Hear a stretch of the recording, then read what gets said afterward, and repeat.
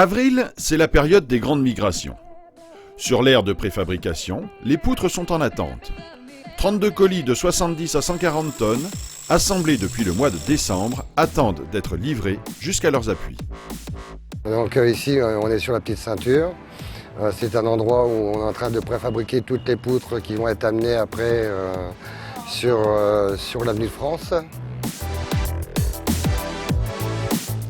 Les poutres principales, qui vont soutenir la dalle au-dessus des voies SNCF, sont constituées de 3 tronçons, entièrement fabriqués sur place. Après pose du fond de moule, le géomètre trace l'enveloppe extérieure. Il n'y a pas une poutre pareille. Elles sont toutes différentes et il faut savoir les mettre à la bonne place pour pouvoir les sortir après avec le portique. C'est ensuite au ferrailleur d'intervenir.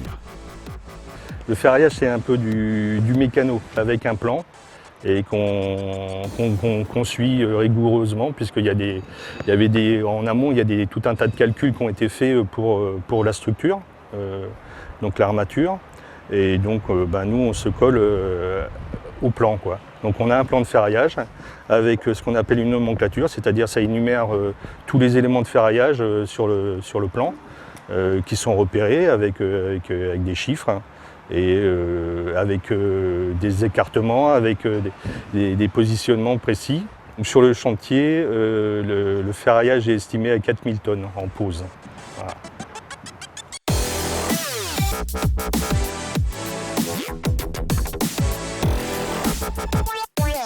Construite en forme de U, il ne reste qu'à les coffrer pour bétonner le talon puis les voiles, avant de les vériner sur la remorque de transfert.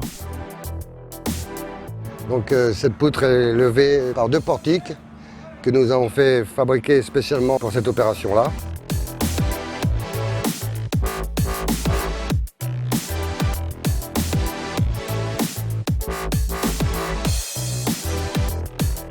C'est levé par 8 points d'ancrage qui sont pris dans le talon et là, après, qui sont reliés jusqu'en haut. Et en haut, il y a 4 vérins qu'on actionne pour justement monter la poutre.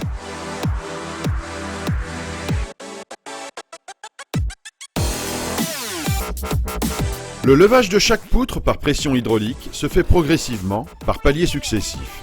C'est une opération qui prend 2 heures.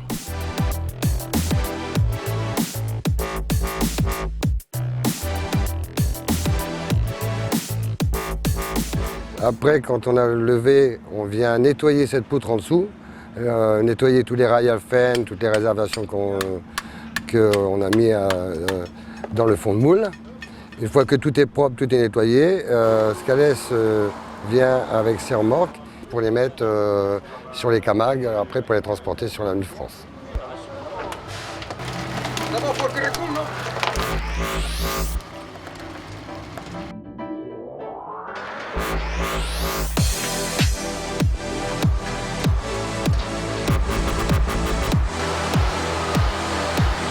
Mais les boulevards des Maréchaux ne pouvant être coupés avant 1 h du matin, il faudra patienter jusqu'à la nuit pour pouvoir les transférer sur l'avenue de France.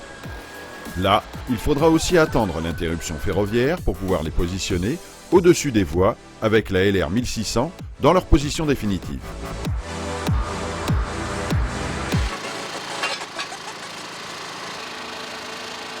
On allait voir.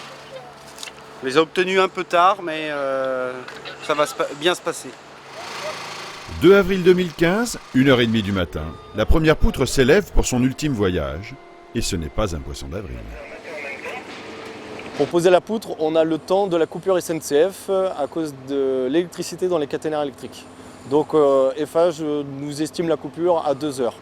Donc en 2 heures, on doit accrocher la poutre, la soulever de son point de départ, l'orienter, passer au pied de la grue à tour et l'envoyer dans la bonne direction. En moins de 2 heures.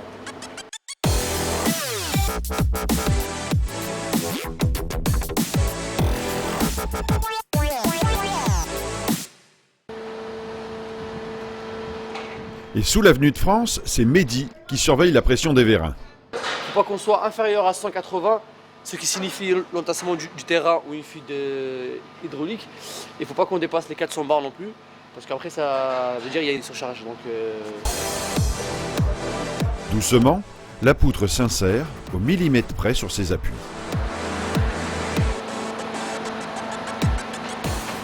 Attention. Ce mois-ci, 11 poutres principales ont été posées, ainsi que 10 poutres secondaires, mais ça, c'est une autre histoire.